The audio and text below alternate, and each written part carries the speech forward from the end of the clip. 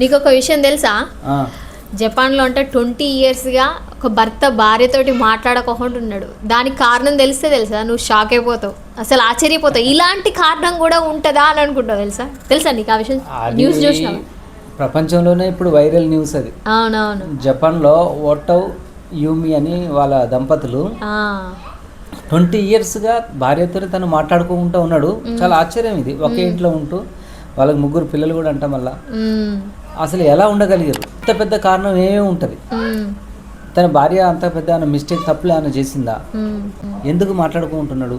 మళ్ళీ ఆయన భార్య కూడా చాలాసార్లు మాట్లాడడానికి ట్రై చేస్తే సైగలు ఉంటాయిగా అనుకుంటూనే ఇలా కాలం వెళ్ళదీసిండు. కానీ ఆమె చాలా ప్రయత్నం చేసినప్పటికి కూడా సరే ఏదో ఒక రోజు బుద్ధి పుట్టినప్పుడు మాట్లాడతాడులే అని వదిలేసింది. ఈ క్రమంలోనే 3 పిల్లలు పెద్ద జరిగింది.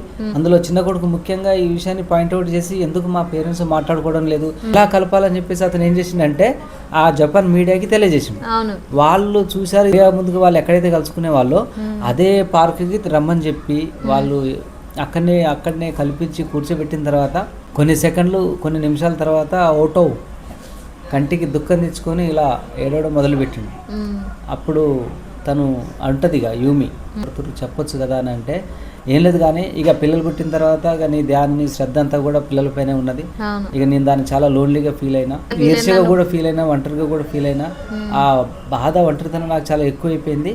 సింగిల్గానే దాన్ని ఆస్వాదించడం మొదలు పెట్టుకున్నా అని చెప్పేసరికి ఓమి అయితే చాలా దిగ్భ్రాంతికి గురైతుంది. ఊరిని ఈ పిల్లల పైన శ్రద్ధ పెడితే యూమి ఓజీ సినిమాల విలన్ పేరు ఓమి క్షమిస్తుంది. సరే వాళ్ళు బాధ అనేది అలా చెప్పుకుంటారు. కానీ ఇక్కడ 20 yearsగా పాపం తను ఏం తప్పు చేసిందని ఆ ఓటో అలా చేసిండు. 20 yearsగా మాట్లాడుకోకుండా ఉండడానికి, అంత ఈర్షపడడానికి అలా కారణం ఏముంది? అందులో పెద్దగా ఏమీ లేదు. ఆ పిల్లల్ని ఎవరైనా ఏ తల్లి అయినా సరే ప్రేమగానే చూసుకుంటుంది.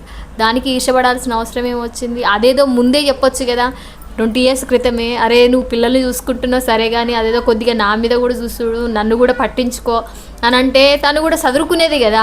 అలా కాకుండా 20 ఏళ్ళు దూరం పెట్టడం వల్ల చాలా కోల్పోయారు వాళ్ళు. అసలు వాళ్ళు చెప్పాలంటే ఇది ఒక పిల్లకు కూడా ఒక శిక్ష లాంటిది. ఎందుకంటే తల్లిదండ్రులు ఇద్దరు కలిసిమెలిసి ఉండి వాళ్ళ కష్ట సుఖాలు అన్నిట్లో పాల్గొంచుకొని మంచి చెడులు పిల్లల్ని మంచిగా యాక్టివ్గా చూసుకోవడం, కేర్ చేయడం అనేది పిల్లలకు కూడా ఎంతో మంచిగా అనిపిస్తుంది, పేరెంట్స్కి కూడా బాగా నచ్చుతుంది. అలాంటి విషయాలు వాళ్ళ ఎంగేజ్ అంతా పోగొట్టుకొని ఇప్పుడు 20 yearsగా వాళ్ళు మౌనంగా ఉండి ఇల్లంతా సైలెన్స్గా ఉండి అదంతా చాలా కోల్పోయారు. సో ఈ వీడియో మీద మీ ఒపీనియన్ ఏంటిదో కామెంట్ రూపంలో అయితే తెలియజేయండి తప్పకుండా. ఓకే మరి బాయ్.